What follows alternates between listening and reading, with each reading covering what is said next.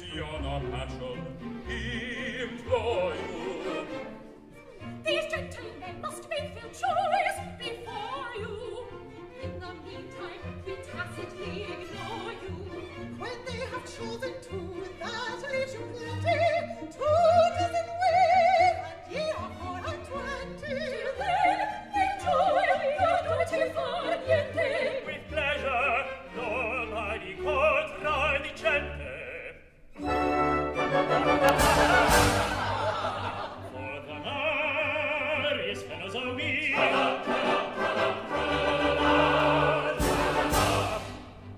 That ply in the emerald sea.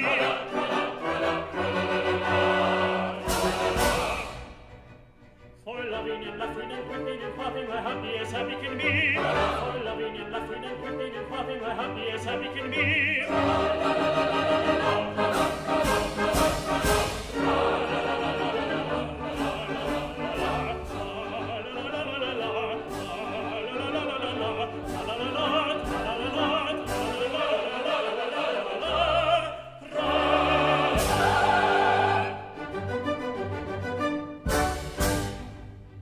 With sorrow, we've nothing to do.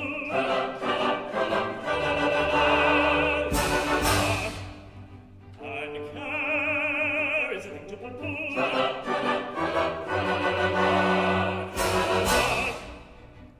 With jealousy yellow, unfortunate fellow, we'd roar in the shimmering blue. With jealousy yellow, unfortunate fellow, we'd roar in the shimmering blue.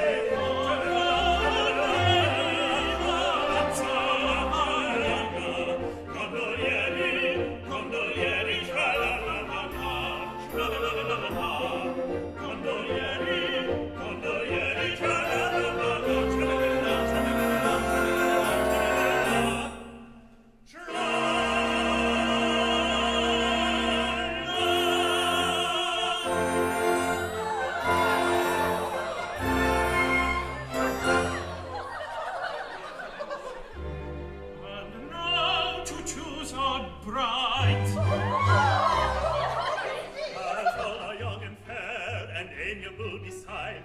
We really do not care a preference to declare. Our bias to disclose would be an undercut. And therefore we propose to let impartial fate select for us a mate. Our bias to disclose would be indelicate. But how do they propose to let impartial fate select for them a mate? These handkerchiefs upon our eyes be good enough to bind, and take good care that both of us are absolutely blind.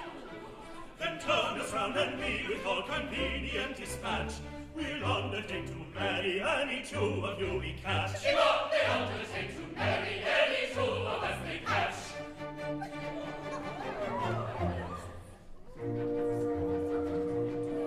Are you peeping? Can you see me? Dark and peeping, dark and dreamy. You're blinded. Truly see so. All right-minded players play so.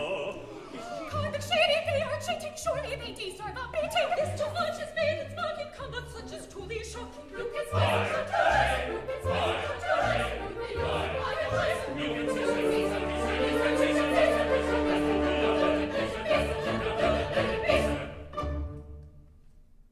My papa, he keeps three voices, black and white and double razor.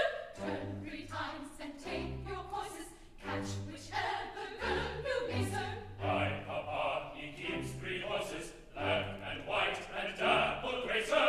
Turn 3 times and take your courses, catch whichever girl you may serve. My papa, he keeps 3 horses, black and white and dapple razor.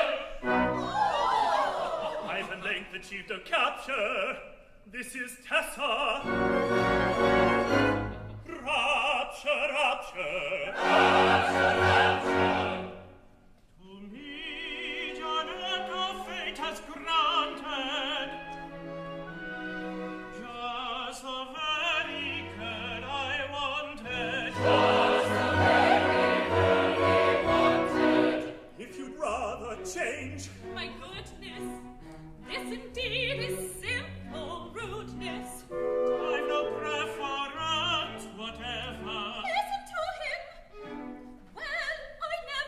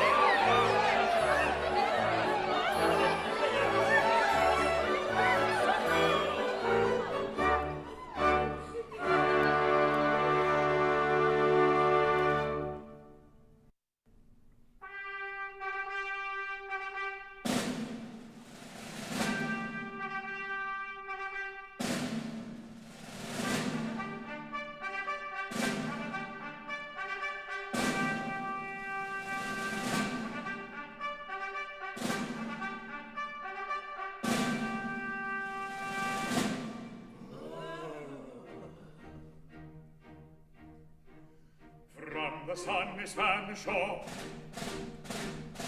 the Duke of Placitor, and his Grace's Duchess true, and his Grace's daughter too, and his Grace's private drum to Venetia's shores have come, to Venetia's shores have come. and if ever they get back to Spain, they will never cross the sea again. They will never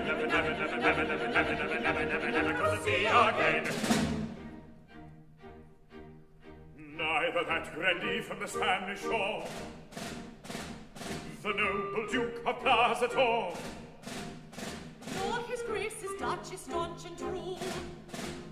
You may add his Grace's daughter too, For his Grace's own particular drum to Venetia's shores will come, to Venetia's shores will come.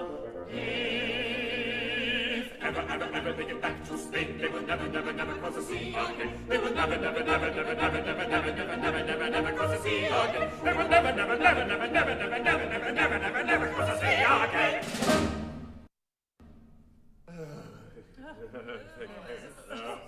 Oh, at last we have arrived at our destination.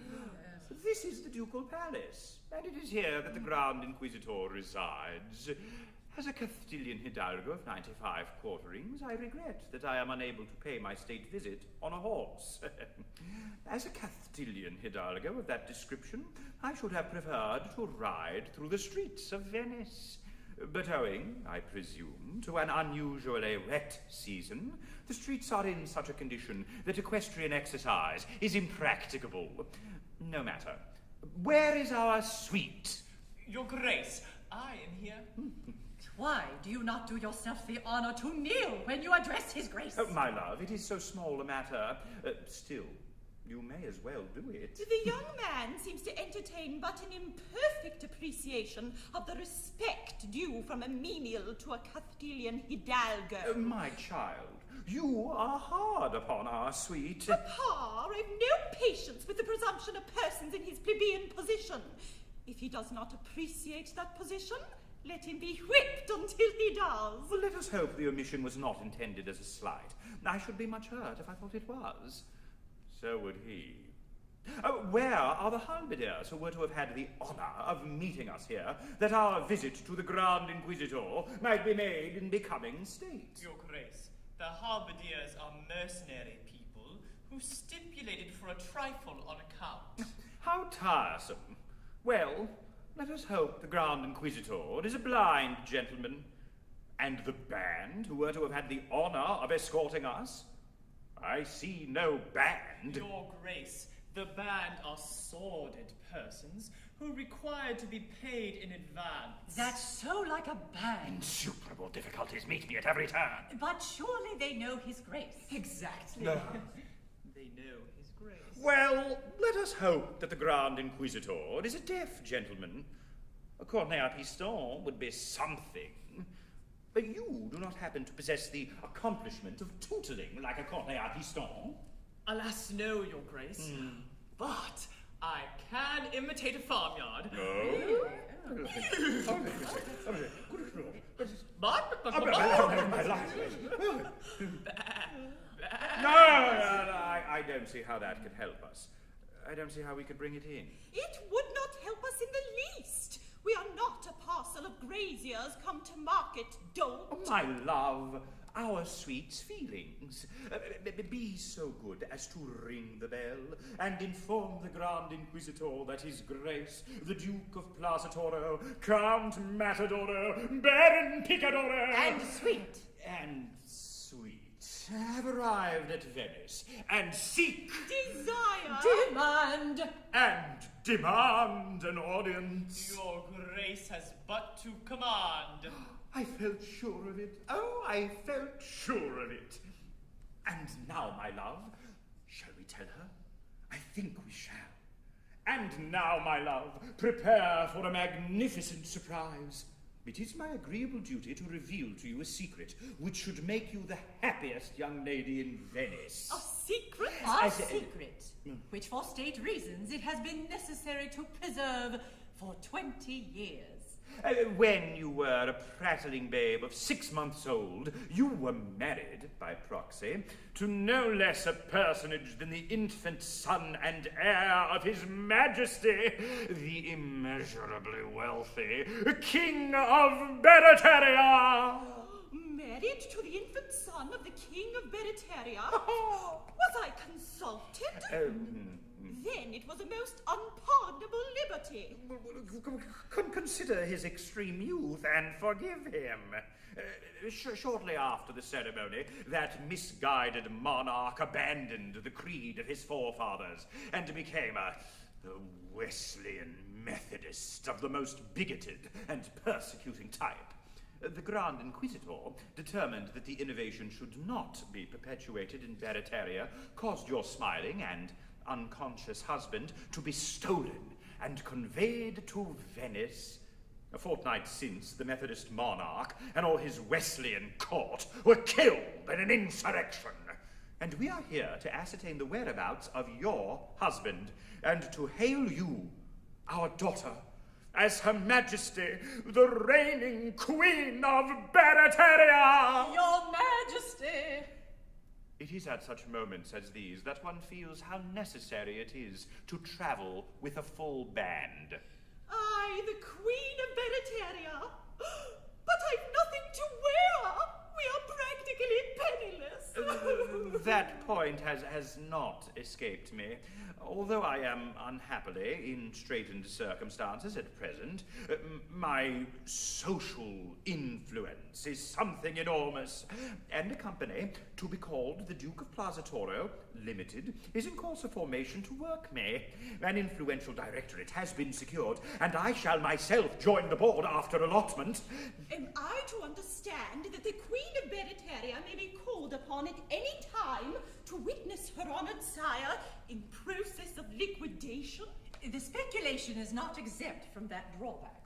If your father should stop, it will of course be necessary to wind him up. Oh, but it's so undignified. It's so degrading. A grandee of Spain turned into a public company. Such a thing was never heard. Well, my child, the Duke of Plaza Toro does not follow fashions. He leads them. Yes. He always leads everybody. When he was in the army, he led his regiment. He occasionally led them into action. He invariably led them out of it.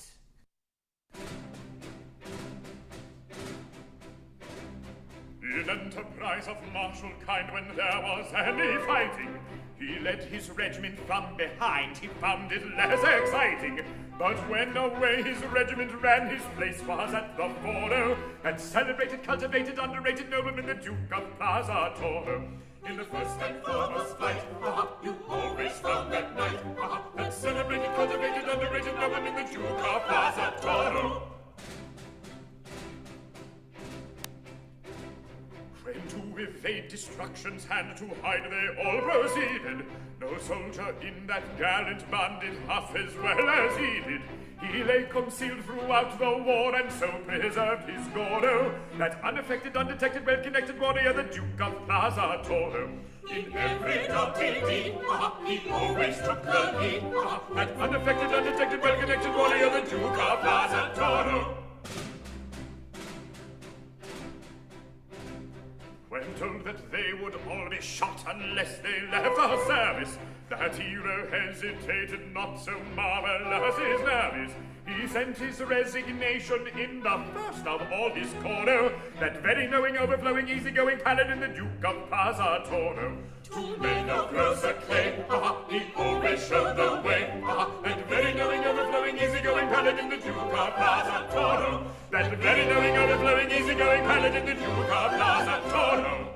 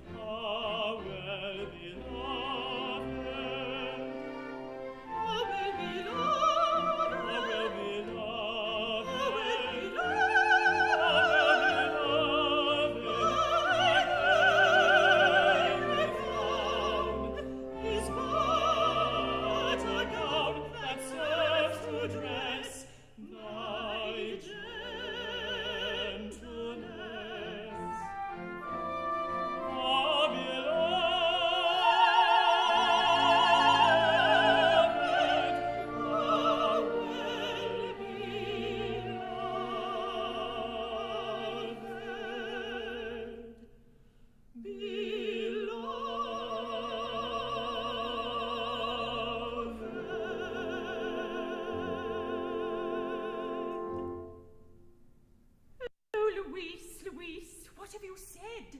What have I done? What have I allowed you to do? Nothing. I trust that you will ever have reason to repent. Nay, Louise, it may not be. I have embraced you for the last time. Casilda. I have just learnt, to my surprise and indignation, that I was wed in babyhood to the infant son of the King of Beretaria. The son of the King of Beretaria? The child who was stolen in infancy by the Inquisition? The same, but of course you know his story. Know his story? Why, I have often told you that my mother was the nurse to whose charge he was entrusted. True, I had forgotten. Well, he has been discovered, and my father has brought me here to claim his hand. But you will not recognize this marriage. It took place when you were too young to understand its import. Nay, Louise, respect my principles and cease to torture me with vain entreaties. Henceforth, my life is another's. But stay.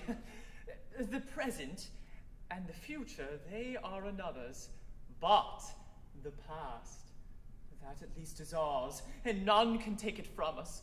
As we may revel in naught else, let us revel in that. I don't think I grasp your meaning. Yet it is logical enough. You say you cease to love me? I say I may not love you. Ah, but you do not say you did not love me. Oh, I loved you with a frenzy that words are powerless to express. And that but 10 brief minutes since. Exactly. My own. That is, until 10 minutes since my own. My lately loved, my recently adored, tell me that until, say, a quarter of an hour ago, I was all in all to thee. Oh, I see your idea. It's ingenious. But don't do that. There can be no harm in reveling in the past. None whatever. But an embrace cannot be taken to act retrospectively. Perhaps not. We may recollect an embrace. I recollect many, but we must not repeat them. Then let us recollect a few. Oh. Oh, yes. Oh, yes. Oh, my goodness, yes. Oh, Casilda, you were to me as the sun is to the earth. A quarter of an hour ago.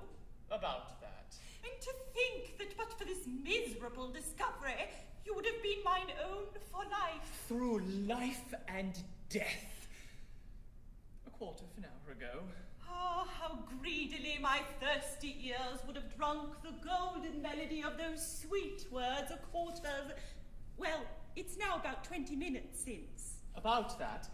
In such a matter, one cannot be too precise. And now our love, so full of life, is but a silent, solemn memory. Must it be so, Casilda? Louise, it must be so.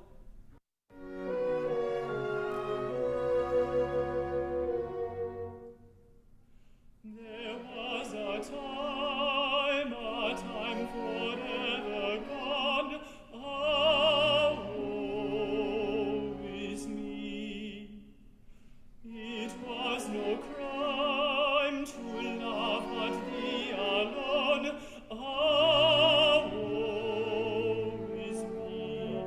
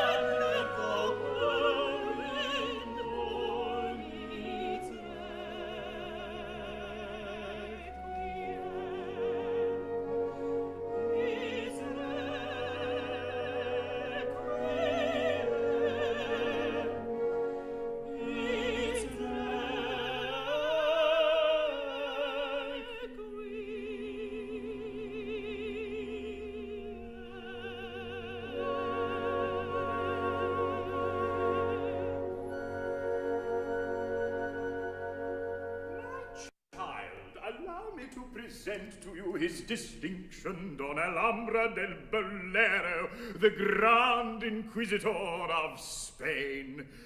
It was his distinction who so thoughtfully abstracted your infant husband and brought him to Venice. So this is the little lady who is so unexpectedly called upon to assume the functions of royalty. And a very nice little lady, too. Jim, isn't she? Distinctly, Jim. Allow me. Naughty temper. You must make some allowance.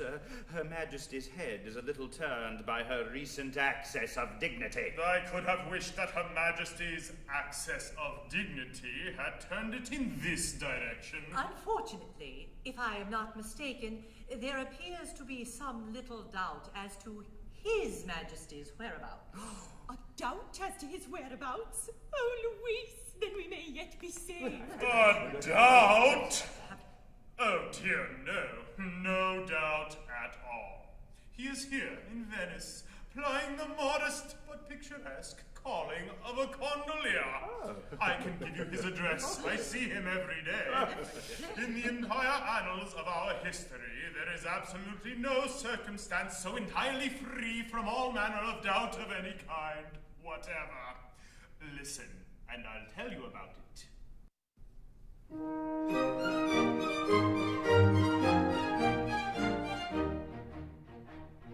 I stole the prince and I brought him here and left him gaily prattling with a highly respectable gondolier who promised the royal babe to rear and teach him the trade of a time on year. With his own beloved Bratling, both of the babes were strong and stout, and considering all things clever, of that there is no manner of doubt, no probable possible shadow of doubt, no possible doubt whatever. No possible doubt whatever. But owing I'm much disposed to fear to his terrible taste for tippling, that highly respectable gondolier could never declare with a mind sincere which of the two was his offspring dear, and which the royal stripling, which he could never work out despite his best endeavor. Of that there is no manner of doubt, no probable possible shadow of doubt, no possible doubt whatever. No possible doubt whatever. Time sped, and when at the end of the year I sought that infant cherished, that highly respectable gondolier was lying a corpse on his humble bier, I dropped a grand inquisitor's tear. Oh, thank you. That gondolier had perished. A taste for drink combined with gout had doubled him up forever. Of that there is no manner of doubt, no probable possible shadow of doubt, no possible doubt whatever. No possible doubt whatever. The children followed his old career. This statement can't be parried. Of a highly respectable gondolier, well, one of the two will soon be here. But which of the two, it is not quite clear, is the royal prince you married. Search in and out and round about, and you'll discover never a tale so free from every doubt, or probable possible shadow of doubt, or possible doubt whatever. A tale so free from every doubt, or probable possible shadow of doubt, or possible doubt whatever. Then, do you mean to say that I am married to one of two gondoliers, but it is impossible to say which? Without any doubt of any kind whatever.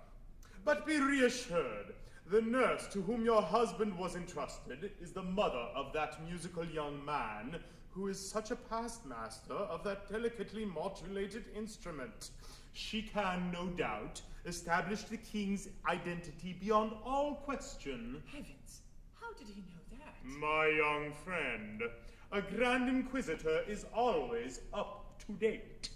His mother is at present the wife of a highly respectable and old-established brigand who carries on an extensive practice in the mountains around Cordoba. Accompanied by two of my emissaries, he will set off at once for his mother's address. She will return with them, and if she finds any difficulty in making up her mind, the persuasive influence of the torture chamber will jog her memory. But bless my heart, consider my position. I am the wife of one, that's very clear. But who can tell, except my intuition, which is the prince and which the gondolier? Submit to fate without unseemly wrangle. Such complications frequently occur. Life is one closely complicated tangle. Death is the only true unraveler.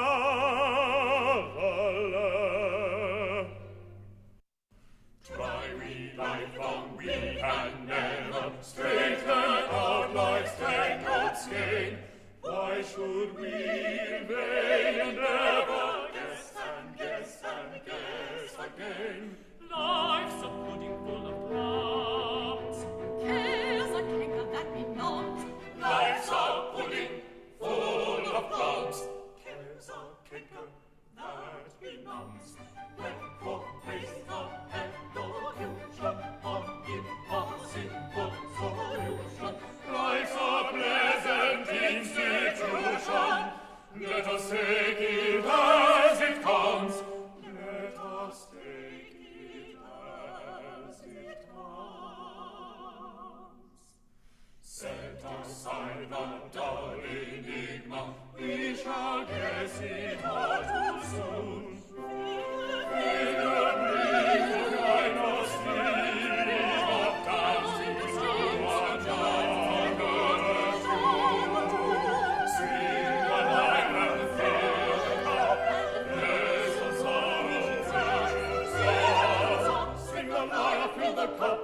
Sorrow we should stop.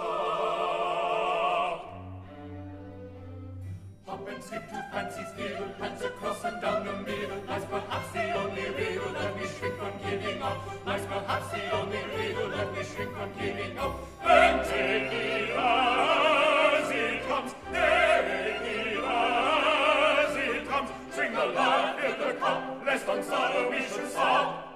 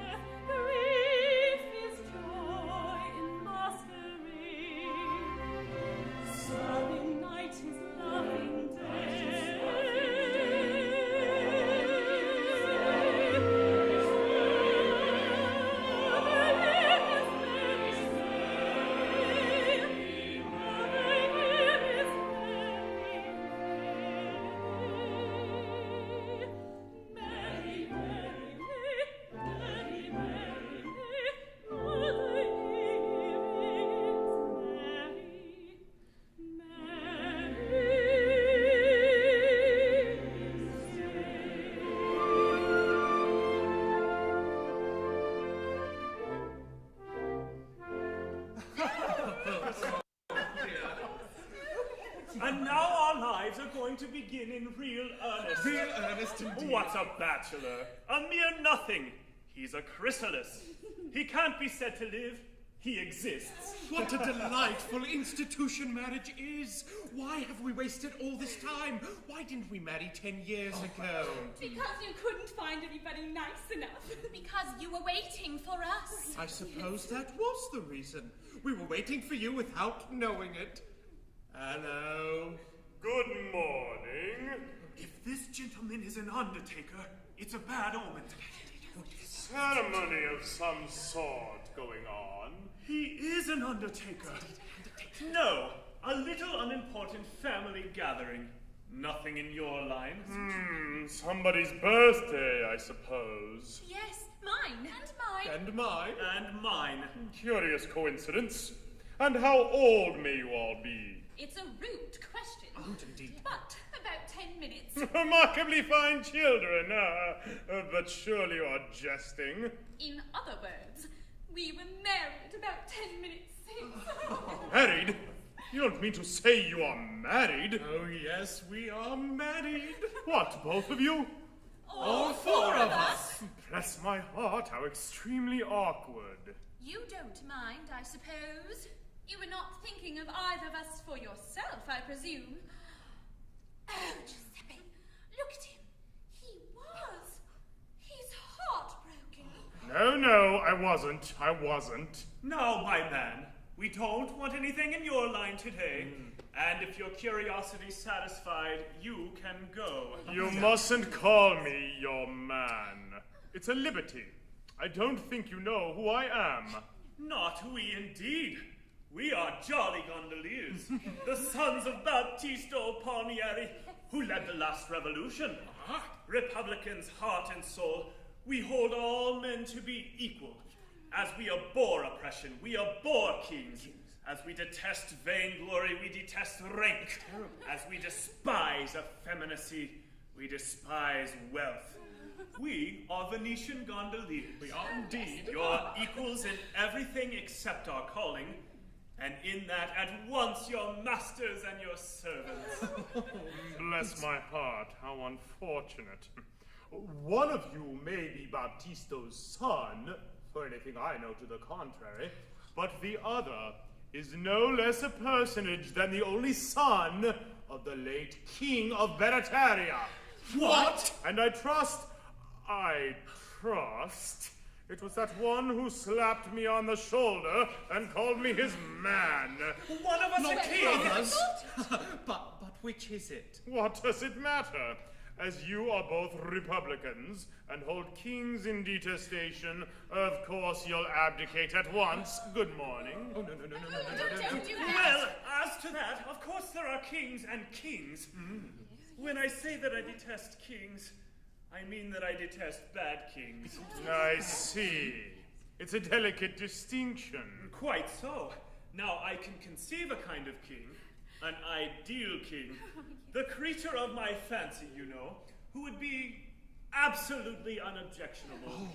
A king, for instance, who would abolish taxes and make everything cheap, except for gondolas. And give a great many free entertainments to the gondoliers. And let off fireworks on the Grand Canal, and engage all the gondolas for the occasion. And scramble money on the Rialto among the gondoliers. Such a king would be a blessing to his people. And if I were king, that is the sort of king I would be. And so would I. Come, I'm glad to find your objections are not insuperable. Oh, they're not insuperable. No, they're not insuperable. Besides, we are open to conviction. Yes, they are open to conviction. Oh, they've often been convicted. We don't talk about that. Our views may have been hastily formed on insufficient grounds. They may be crude, ill-digested, erroneous. I've a very poor opinion of the politician who's not open to conviction.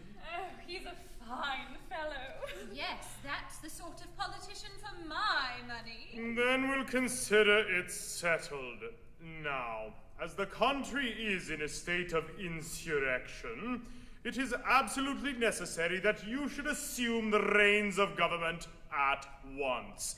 And until it is ascertained which of you is to be king, I have arranged that you will reign jointly, so that no question can arise hereafter as to the validity of any of your acts. As one individual? As one individual. Like this?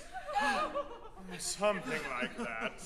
And may we take our friends with us and give them places about the court? Undoubtedly, that's always done. I'm convinced, so am I.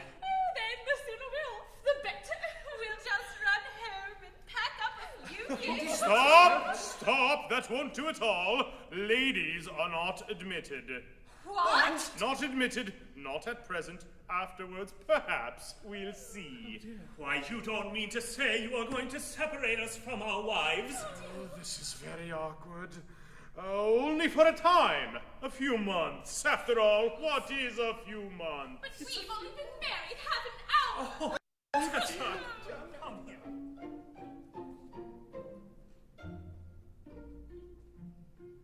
Kind sir, you cannot have the heart our lives to part from those to whom an hour ago we were united.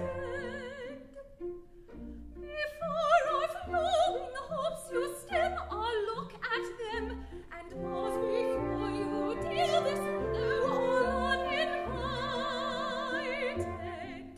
You men can never understand that heart and hand cannot be separated when we go a-yearning.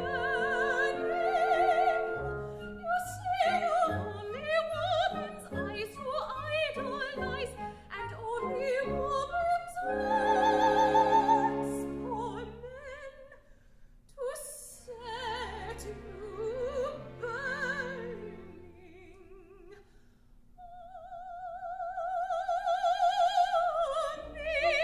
You men will never understand that woman's heart is one with woman's hand.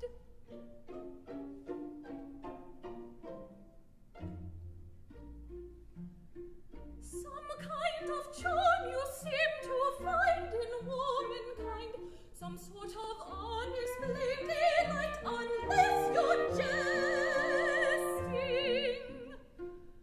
But what attracts you, I confess, I cannot guess. To me, a woman's face is quite uninteresting. If from my sister I were torn, it would be born. I should no doubt be horrified, but I could bear it. But Marco's quite another thing. He is my king, he has my heart, and none beside shall ever share it.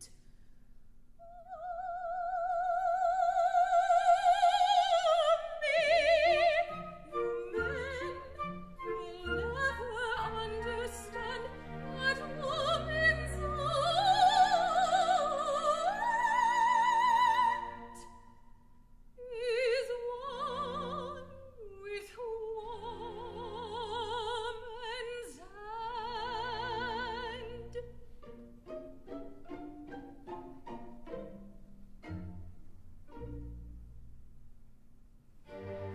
Do not give way to this uncalled for grief. Your separation will be very brief. To ascertain which is the king and which the other, to Berenteria's court I'll bring his foster mother. Her former nursling to declare she'll be delighted. That settled, let each happy pair be reunited. Viva! His argument is strong. Viva! We'll not be parted long. Viva! It will be settled soon. Viva! Then comes our honeymoon. Viva! Viva! Viva! Then one of us will be our queen and sit on a golden throne, with a crown instead of a hat on her head and diamonds all her own, with a beautiful robe of gold and green. I've always understood. I wonder whether she'd wear a feather. I'd rather think she should. Oh, 'tis a glorious thing I mean to be a regular royal queen. No huff and huff affair, I mean no huff and huff affair, but right down regular royal queen. She'll drive a boat in a carriage and pair with the king on her left-hand side, and a milk white horse as a matter of course whenever she wants to ride, with beautiful silver shoes to wear upon her dainty feet, with endless stocks of beautiful frocks, and as much as she wants to eat. Oh, 'tis a glorious thing I mean to be a regular royal queen. No huff and huff affair, I mean no huff and huff affair, but right down regular royal queen. Whenever she condescends to walk, be sure she'll shine at that, with a haughty stare and a nose in the air like a well-born aristocrat. At elegant high society talk, she'll bear away the bell with her howdy-do and her how are you, and I trust I see you well. Oh, 'tis a glorious thing I mean to be a regular royal queen. No huff and huff affair, I mean no huff and huff affair, but right down regular royal queen.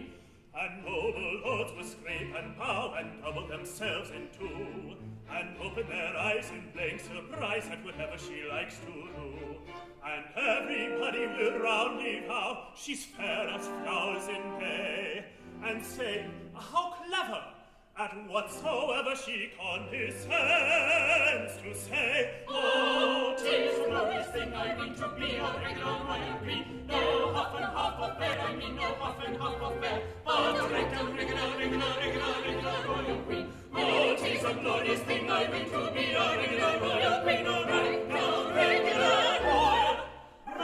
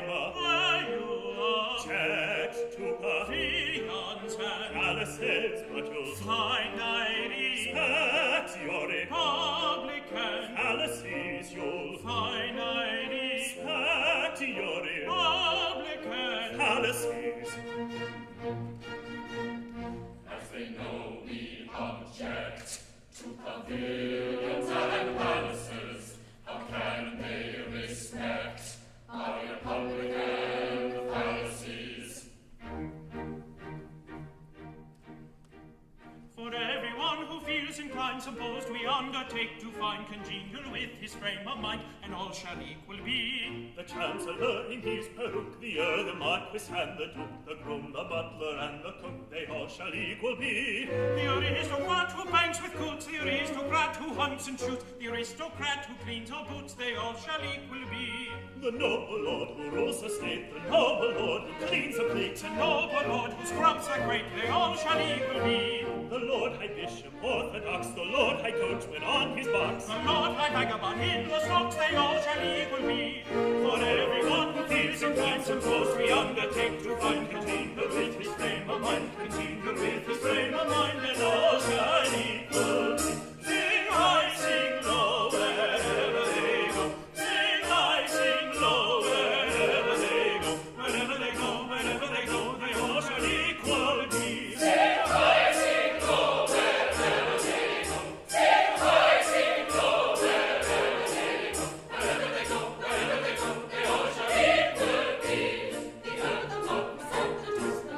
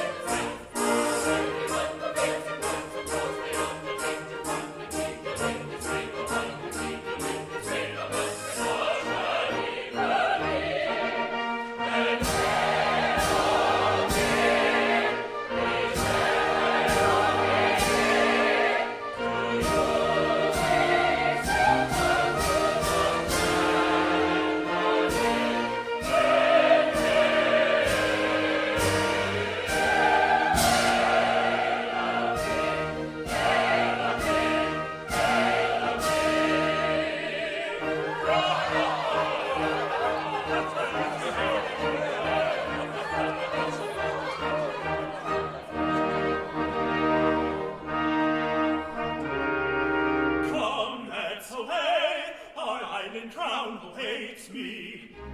Conflicting feelings rend my soul apart. The thought of royal dignity elates me, but leaving thee behind me breaks my heart.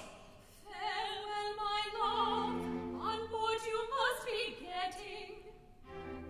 But while upon the sea you gaily roam, remember that a heart for thee is fretting. The tender little heart you've left at home.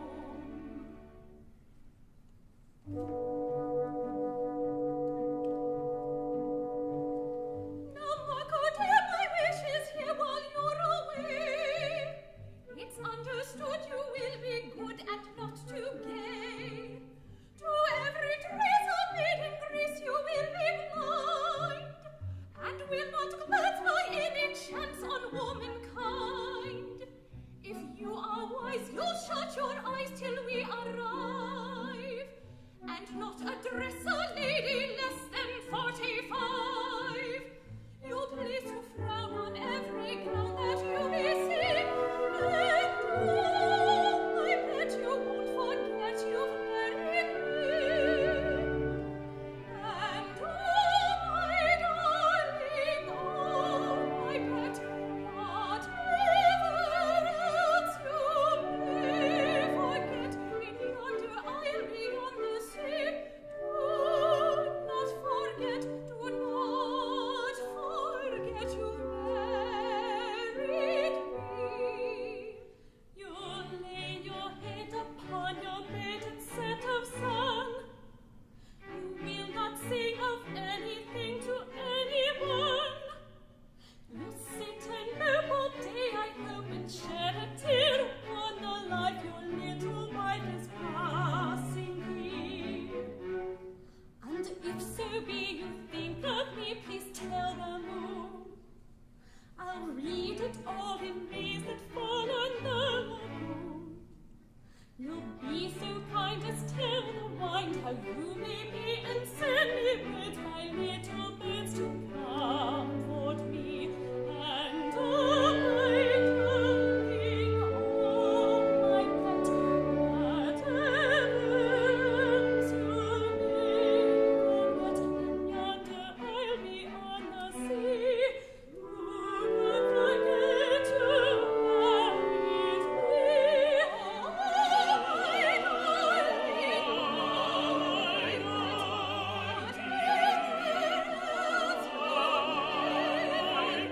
In yonder isle beyond the sea, do not forget we've married thee.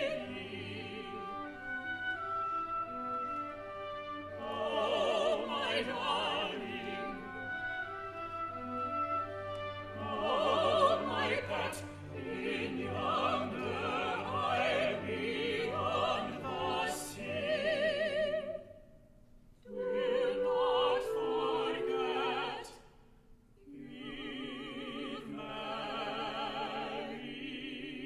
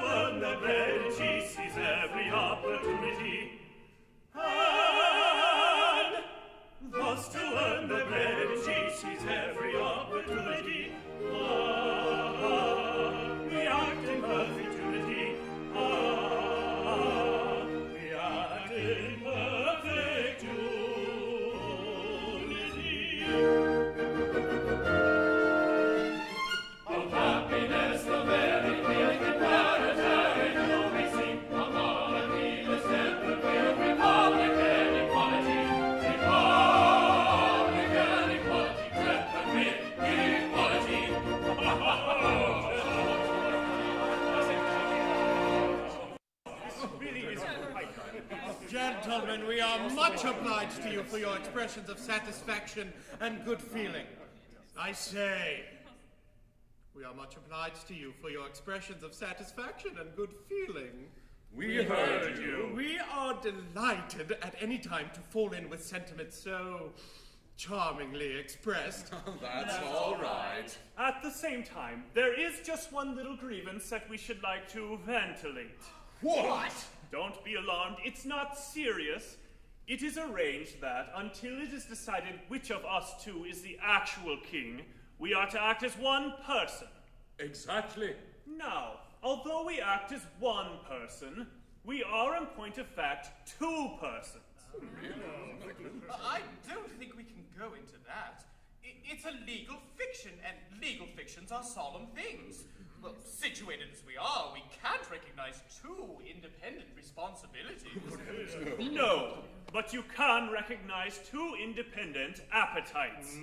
It's all very well to say we act as one person, but when you supply us with only one ration between us, I should describe it as a legal fiction carried a little too far. Yes, quite right, quite right. It's rather a nice point. I don't like to express an opinion offhand. Suppose we reserve it for argument before the full court. Oh, Yes, but what are we to do in the meantime? We want our tea.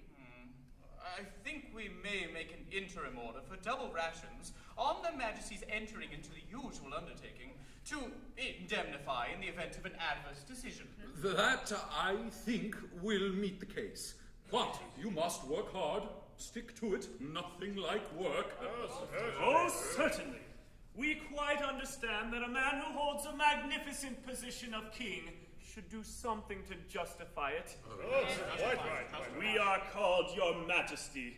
We are allowed to buy ourselves magnificent clothes. The subjects frequently nod to us in the streets. The sentries always return their salutes. And we hold the inestimable privilege of heading the subscription list to all the principal charities. In return for these advantages, the least we can do is make ourselves useful about the palace.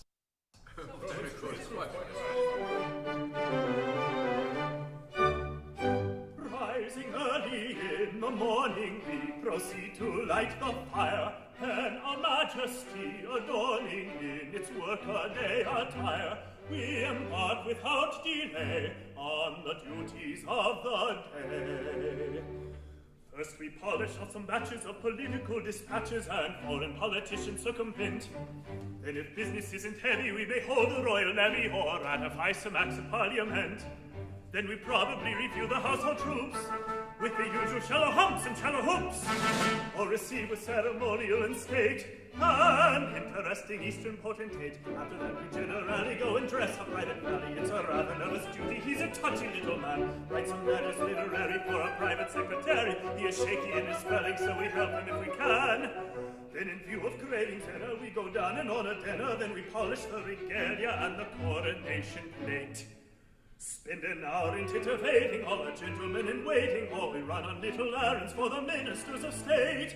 Oh, philosophers may sing of the troubles of a king, yet the duties are delightful and the privilege is great. But the privilege and pleasure that we treasure beyond measure is to run on little errands for the ministers of state.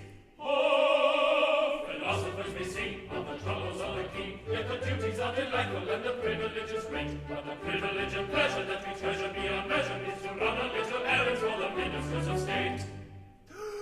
After luncheon making merry on a bun and glass of sherry, if we've nothing in particular to do, we may make a proclamation or receive a deputation, then we possibly create a peer or two.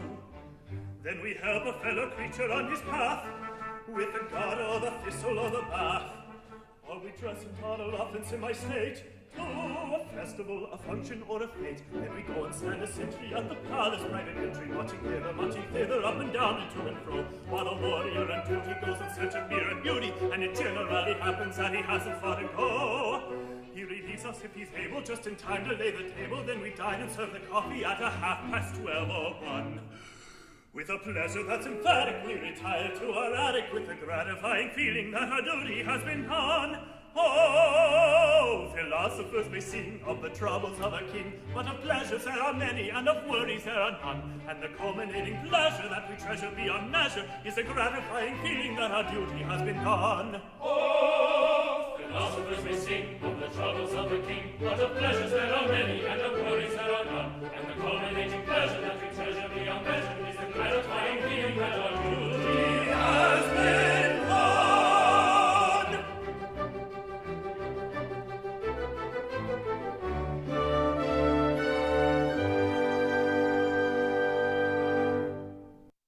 Yes, it really is a very pleasant existence. They're all so singularly kind and considerate. You don't find them wanting to do this, or wanting to do that, or saying, "It's my turn now." No, they let us have all the fun to ourselves and never seem to grudge it. It makes one feel quite selfish. It almost seems like taking advantage of their good nature. How nice they were about the double rations. Most considerate. There's only one thing wanting to make us thoroughly comfortable. And that is? The dear little wives we left behind us 3 months ago. Yes, it is dull without female society. We can do without everything else, but we can't do without that. And if we have that in perfection, we have everything. There is only one recipe for perfect happiness.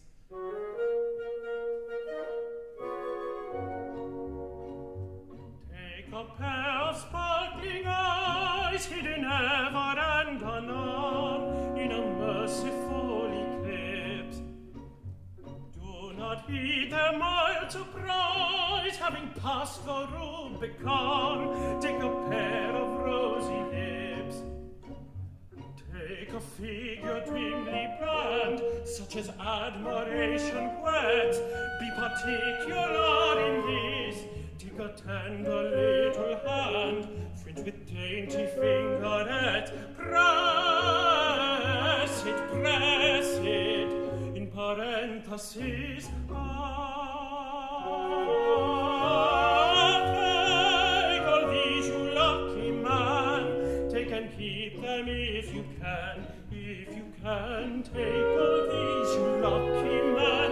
Take and keep them if you can. If you can.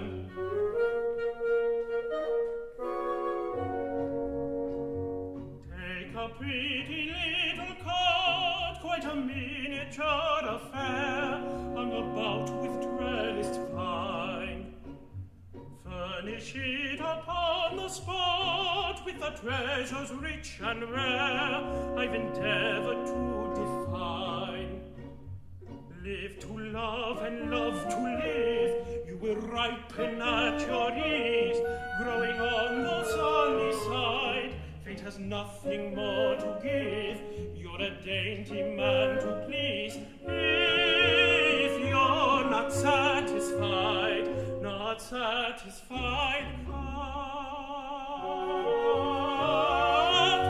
take my counsel, happy man, act upon it if you can, take my counsel, happy man, act upon it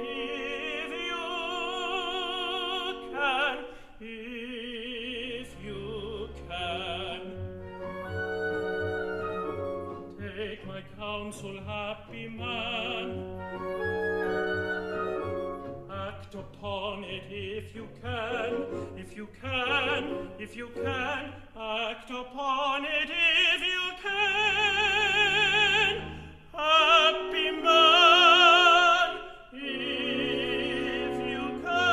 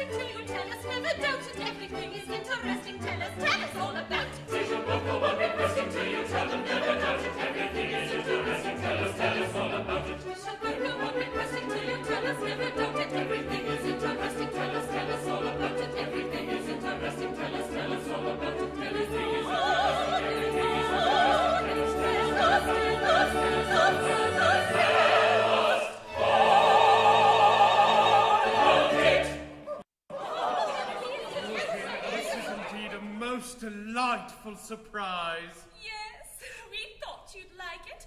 You see, it was like this. After you left, we felt very dull and mopey, and the days crawled by, and you never wrote. So at last I said to Janetta, I can't stand this any longer. Those two poor monarchs haven't got anyone to mend their stockings, or sew on their buttons, or patch their clothes. At least, I hope they haven't. Let us all pack up a change and go and see how they're getting on.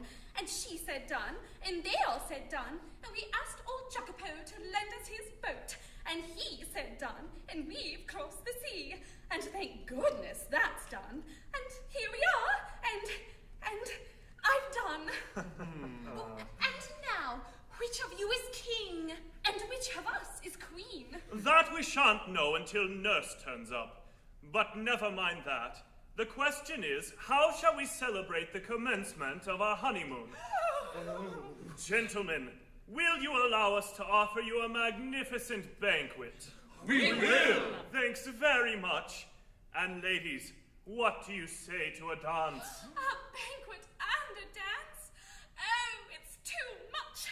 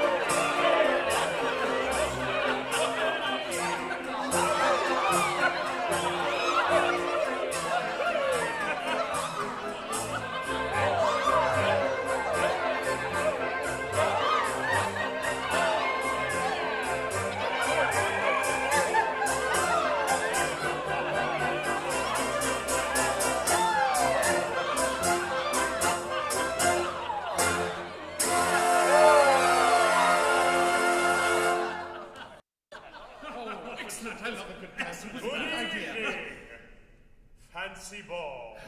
No, not exactly. A little friendly dance, that's all. Sorry you're late. But I saw a groom dancing, and a footman. Yes, that's the Lord High Footman. And, dear me, a common little drummer boy. Oh no, that's the Lord High Drummer Boy. But surely the servants' hall is the place for these gentry. Oh dear no, we have appropriated the servants' hall. It's the royal apartment, and accessible only by tickets obtainable at the Lord Chamberlain's office. We really must have some place we can call our own. I'm afraid I'm not quite equal to the intellectual pressure of the conversation. You see, the monarchy has been remodeled on Republican principles. What? All departments rank equally, and everybody is at the head of his department. I see. I'm afraid you're annoyed. No, I won't say that. It's not quite what I expected. I'm awfully sorry. So am I. By the by, can I offer you anything after your voyage? A plate of macaroni and a rusk? Ooh, a good rusk. No, nothing. Obliged to be careful. Yes, gout. Oh, so sorry. You see, in every court there are distinctions that must be observed. There are there? Why, of course. For instance, you wouldn't have a Lord High Chancellor play leapfrog with his own cook. Why not? Why not? Because a Lord High Chancellor is a personage of great dignity, who should never, under any circumstances, place himself in the position of being told to tuck in his tuppenny, except by noblemen of his own rank. A Lord High Archbishop, for instance, might tell a Lord High Chancellor to tuck in his tuppenny, but certainly not a cook, gentlemen. Certainly not a cook. Not even a Lord High Cook. My good friend, that is a rank that is not recognized at a Lord Chamberlain's office. No, it won't do. I'll give you an instance in which the experiment was tried.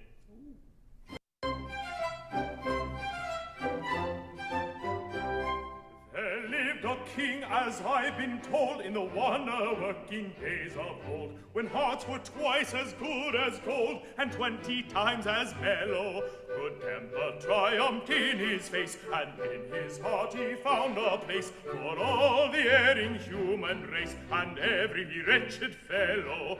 When he had Rhenish wine to drink, it made him very sad to think that some at junket or at jink must be content with toddy.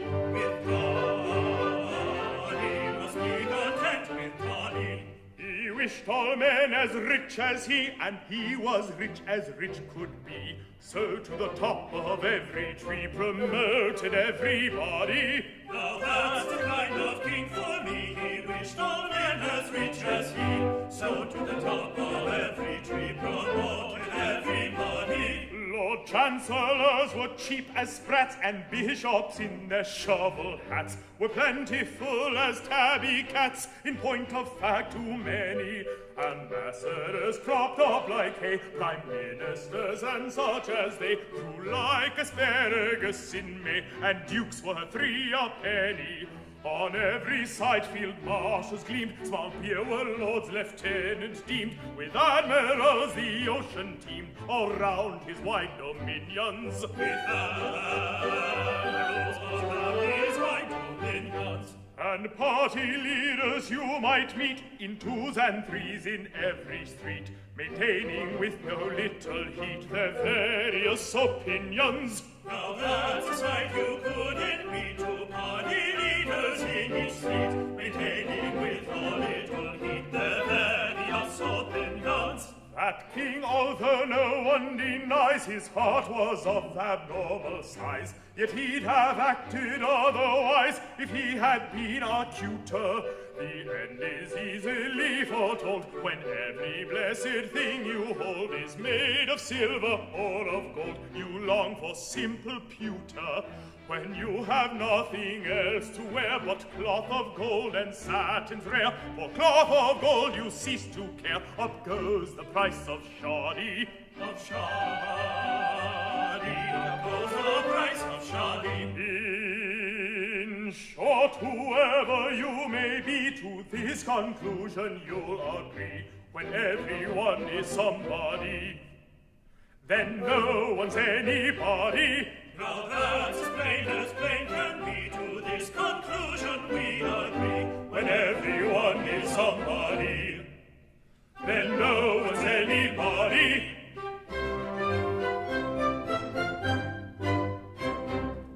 And now I have some important news to communicate. His Grace, the Duke of Plazzatoro, Her Grace the Duchess, and her beautiful daughter Casilda. I say, their beautiful daughter Casilda. We heard you. Have arrived at Beretaria, and may be here at any moment. The Duke and Duchess are nothing to us. But the daughter, the beautiful daughter. Oh, you're a lucky dog, one of you. I think you're a very incomprehensible old gentleman. Not a bit. I'll explain. Many years ago, when you, whichever you are, were a baby, you, whichever you are, were married to a little girl who has grown up to be the most beautiful young lady in Spain. That beautiful young lady will be here to claim you, whichever you are, in half an hour. And I congratulate that one, whichever it is, with all my heart. Married when a baby? But we were married 3 months ago. One of you. Only one. The other, whichever it is an unintentional bigamist. Well, upon my word, Who are these young people? Who are we? Why, their wives, of course. We've just arrived. Their wives? Oh dear, this is very unfortunate. Oh dear, this complicates matters. Dear, dear, what will Her Majesty say? And do you mean to say that one of these monarchs was already married, and that neither of us will be a queen? That is the idea I intended to convey. Tessa, my dear, dear child. Get away! Perhaps it was you. My poor, poor little woman. Oh, don't! Who knows whose husband you are? And Sorry. pray, why didn't you tell us all about it before they left Venice? Because if I had, no earthly temptation would have induced these gentlemen to leave two such extremely fascinating and utterly irresistible little ladies. There's something in that. I may mention that you will not be kept long in suspense, as the old lady who nursed the royal child is at present in the torture chamber, waiting for me to interview her. Poor old girl. Hadn't you better go and put her out of her suspense? No, there's no hurry. She's all right. She has all the illustrated papers. However, I'll go and interrogate her. And in the meantime, may I suggest the absolute propriety of your regarding yourselves as single young ladies. A good evening. Well, here's a pleasant state of things. Delightful. One of us is married to two young ladies and nobody knows which. And the other is married to one young lady whom nobody can identify. And one of us is married to one of you, and the other is married to nobody. But which of you is married to which of us? And what is to become of the other? It's quite simple. Observe. Two husbands have managed to acquire 3 wives. 3 wives, 2 husbands. That's 2/3 of a husband to each wife. Oh, Mount Vesuvius. Here we are in arithmetic. My good sir, one can't marry a vulgar fraction. You've no right to call me a vulgar fraction. We are getting rather mixed. The situation is entangled. Let's try and comb it out.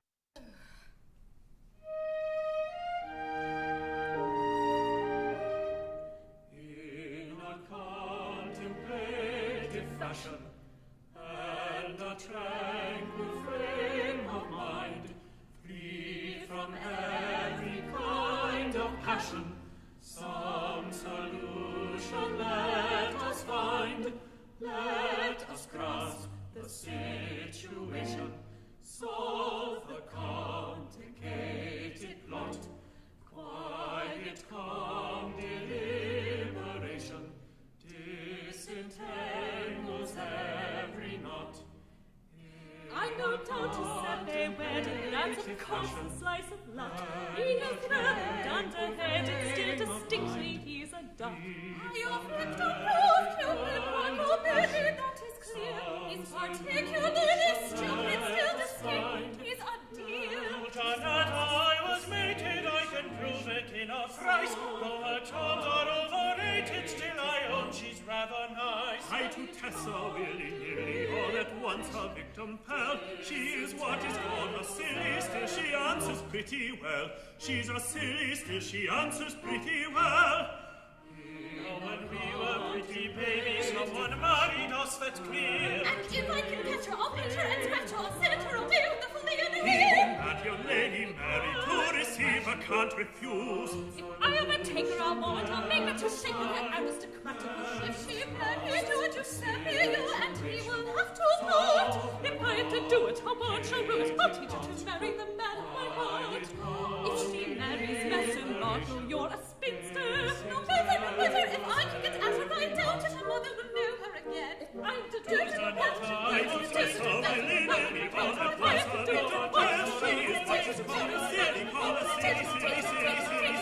She answers pretty well.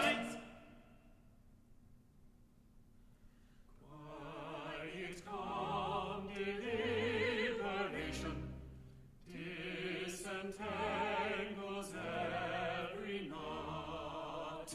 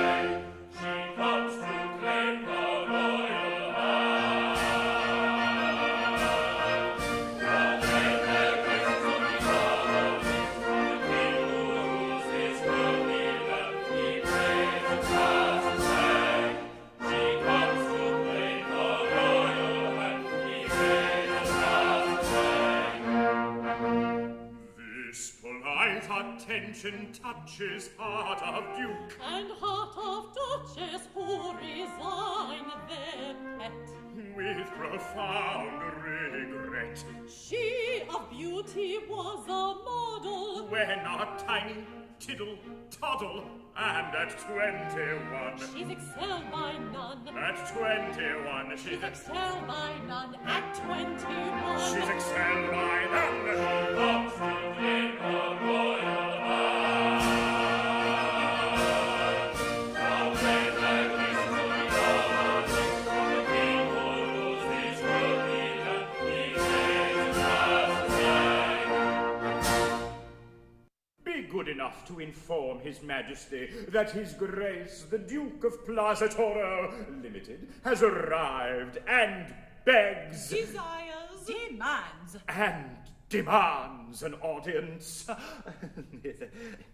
And now, my child, prepare to receive the husband to whom you were united under such interesting and romantic circumstances. But which is it? There are two of them. It is true that at present His Majesty is a double gentleman, but as soon as the circumstances of his marriage are ascertained, he will, ipso facto, boil down to a single gentleman, thus presenting a unique example of an individual who becomes a single man and a married man by the same operation. I have known instances in which the characteristics of both conditions existed concurrently in the same individual. Ah, he couldn't have been a Plaza Toro. Oh, couldn't he though? Well, whatever happens, I shall of course be a dutiful wife, but I can never love my husband. I don't know. It's extraordinary what unprepossessing people one can love if one gives one's mind to it. I loved your father. My love, that remark is a little hard, I think. Rather cruel, perhaps. Somewhat uncalled for, I venture to believe. It was very difficult, my dear, but I said to myself, that man is a duke, and I will love him. Several of my relations bet me I couldn't, but I did. Desperately.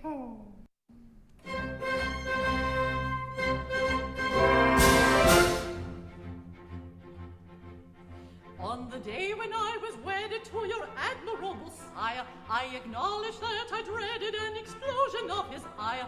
I was overcome with panic, for his temper was volcanic, and I didn't dare revolt, for I feared a thunderbolt. I was always very wary, for his fury was ecstatic, his refined vocabulary most unpleasantly emphatic. To the thunder of this tartar, I knocked under like a martyr. When intently he was fuming, I was gently unassuming. When reviling me completely, I was smiling very sweetly. I was smiling very sweetly, very sweetly. Giving him the very best and getting back the very worst. That is how I tried to tame your great progenitor at first. Giving him the very best and getting back the very worst. That is how I tried to tame your great progenitor at first.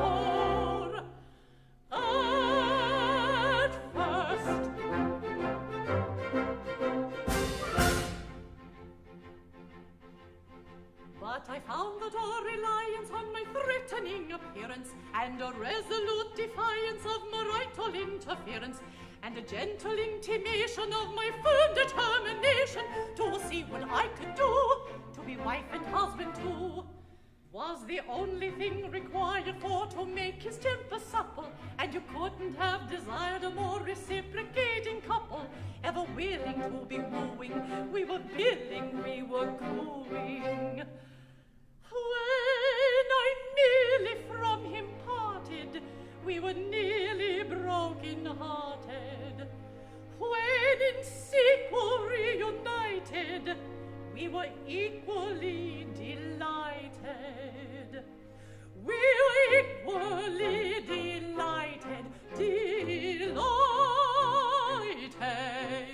So with double-shotted guns and colours nailed unto the mast, I tamed your insignificant progenitor at last. So with double-shotted guns and colours nailed unto the mast, I tamed your insignificant progenitor at last.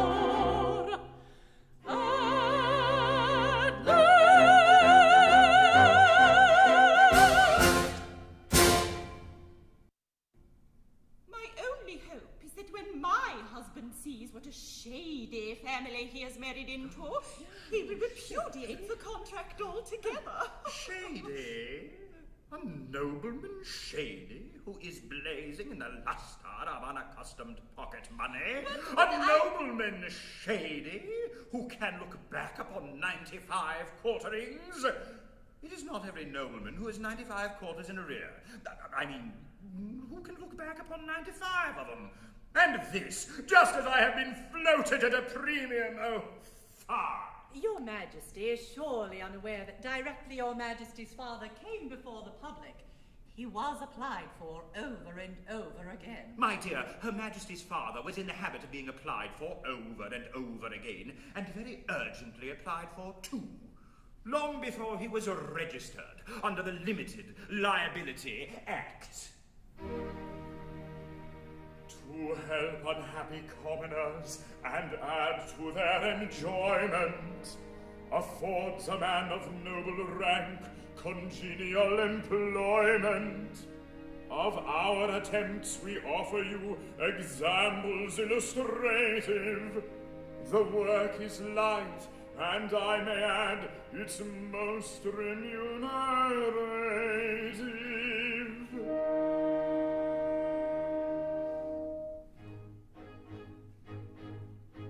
Small titles and orders for mayors and recorders I get, and they're highly delighted. They're highly delighted. MPs baroneted, sham colonels gazetted, and second-rate aldermen knighted. Yes, aldermen knighted. Foundation stones laying I find very paying. It adds a large sum to my making. Large sum to his makings. At charity dinners, the best of speech spinners, I get 10% on the taking. 1/10 of the takings. I present any lady whose conduct is shady or smacking of doubtful propriety. Doubtful propriety. When virtue would quash her, I take in whitewash her and launch her in first-rate society. First-rate society. I recommend acres of clumsy dressmakers, their fit and their finishing touches. The finishing touches. A sum in addition they pay for permission to say that they make for the Duchess. They make for the Duchess. Those pressing prevailers, the ready-made tailors, quote me as their great double barrel. Their great double barrel.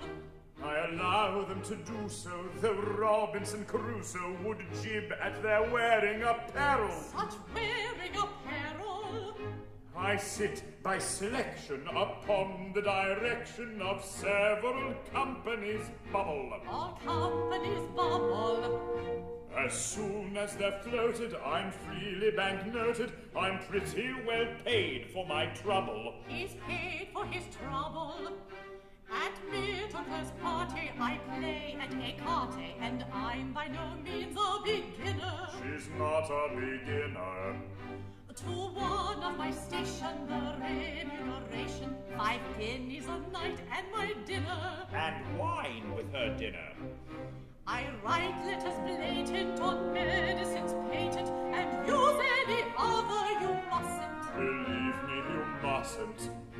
And vow my complexion derives its perfection from somebody's soap, which it doesn't. It certainly doesn't. We're ready as witness to anyone's fitness to fill any place or preferment. A place or preferment. We're often in waiting at junket or fating, and sometimes attend an interment. we enjoy an interment. In short, if you'd kindle the spark of a swindle, you'll simpletons into your clutches, yes, into your clutches. Or hoodwink a debtor who cannot do better And trot out a duke or a duchess. A duke or a duchess.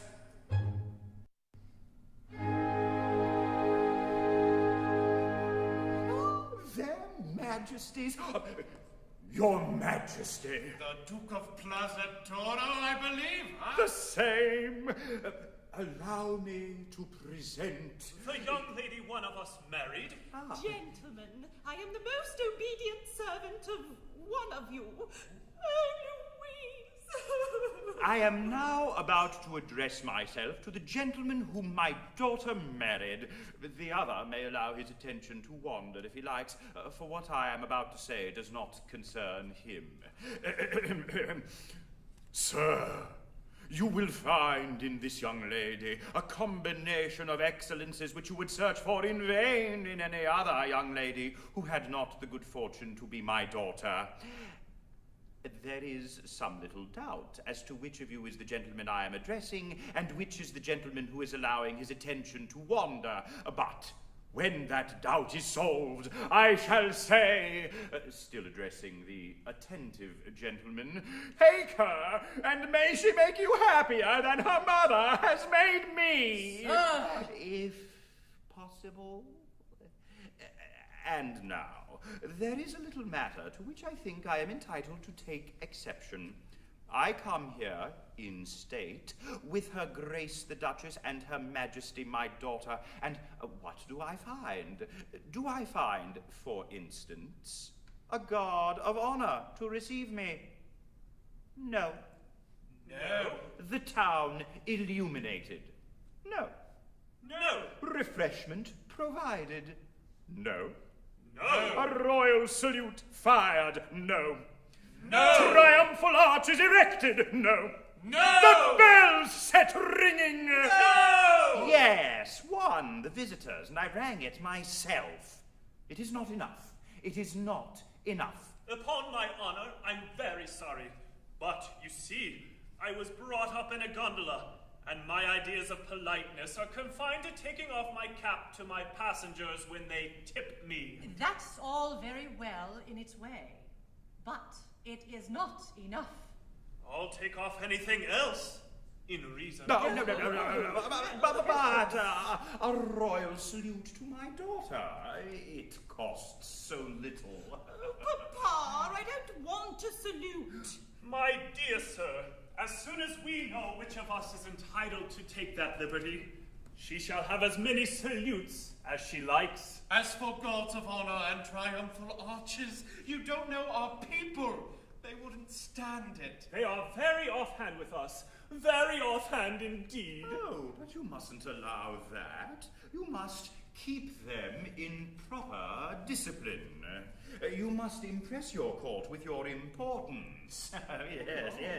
Whether you want a deportment, a carriage. We've got a carriage. A manner, a dignity.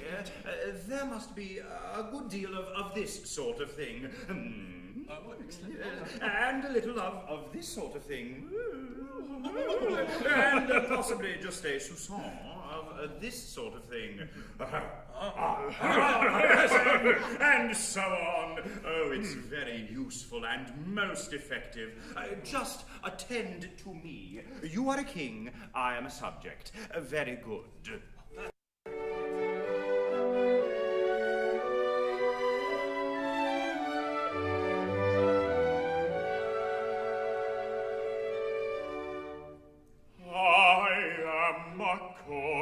Grave and serious, who is about to kiss your hand. Try to combine a pose imperious with a demeanor nobly bland.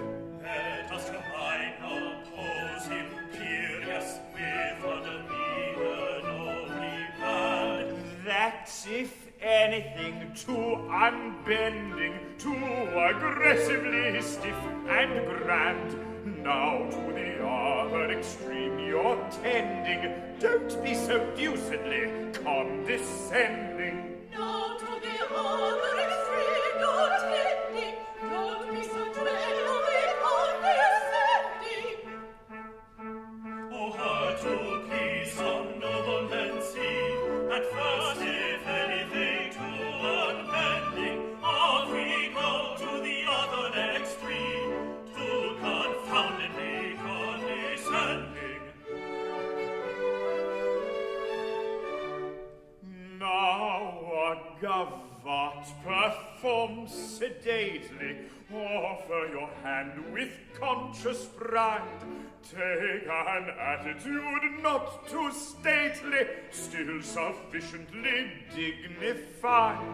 Now for an attitude not too stately, still sufficiently dignified. Oncely, twicely, bow impressively ere you glide. Oh, capital both, you've caught it nicely. That is the style of thing precisely. Capital both, you've caught it nicely. That is the style of thing precisely. Oh, sweet to noblemen's praise. Capital both, we call it nicely. Supposing he's right in what he says, this is the style of thing precisely.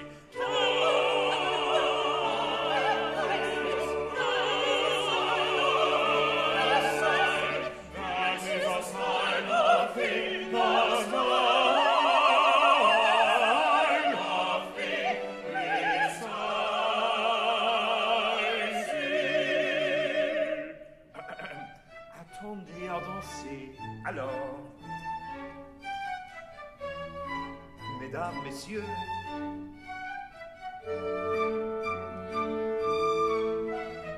et puis nous devons danser. Alors, 1, 2, 3, 4, 5.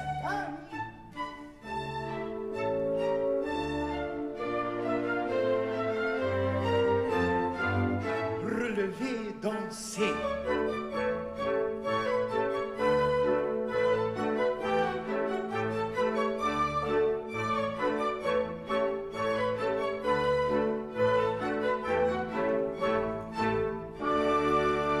Ah, c'était merveilleux.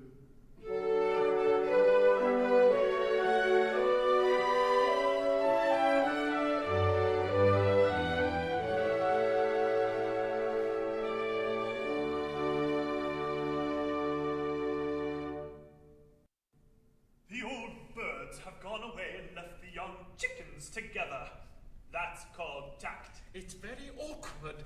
We really ought to tell her how we are situated. It's not fair to the girl. Then why don't you do it? I'd rather not. You. I don't know how to begin. Madam, we, that is several of us. Gentlemen, I am bound to listen to you, but it is right to tell you that not knowing I was married in infancy, I am over head and ears in love with somebody else. Our case exactly. We are over head and ears in love with somebody else too. In point of fact, with our wives. Your wives? Then you are married? It's not our fault. We knew nothing about it. We are sisters in misfortune. My good girls, I don't blame you. Only before we go any further, we must really arrive at some satisfactory arrangement, or we shall get hopelessly complicated.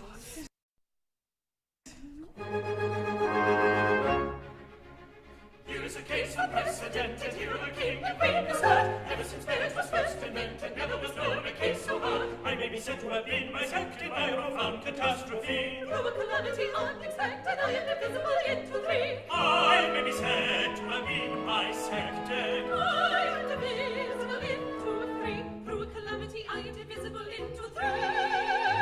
Oh, more or less all, how can you call marriage a state of unity? When excellent husbands are bisected, was it divisible into three? Oh, more or less all, how can you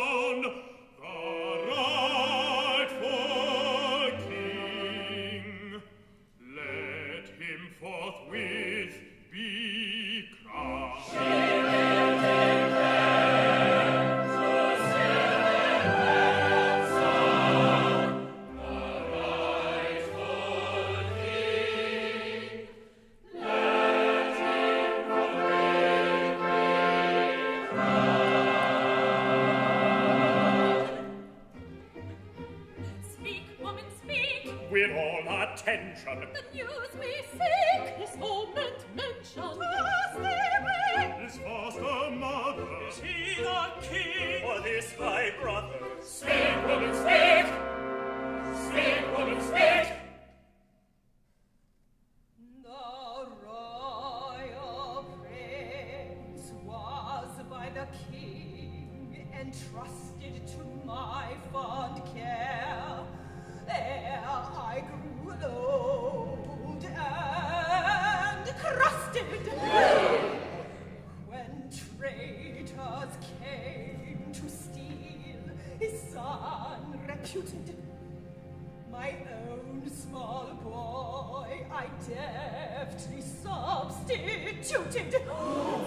The villains fell into the trap completely. I hid the prince away, still sleeping sweetly. I called him son with pardonable slyness. His name, Louis. Behold his royal highness. Louis! Casilda! Is this indeed the king? Oh, wondrous revelation! Oh, unexpected thing! Oh, situation! This statement we receive with sentiments conflicting, our hearts rejoice and grieve, each other contradicting. To those who behind are weak and weary, united on one point rather sore, but on the whole delighted. When others claim thy dainty hand, I waited. As prudent, so I understand, dictated, tated. By virtue of animal recorded.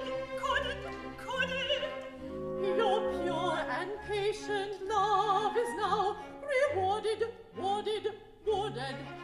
When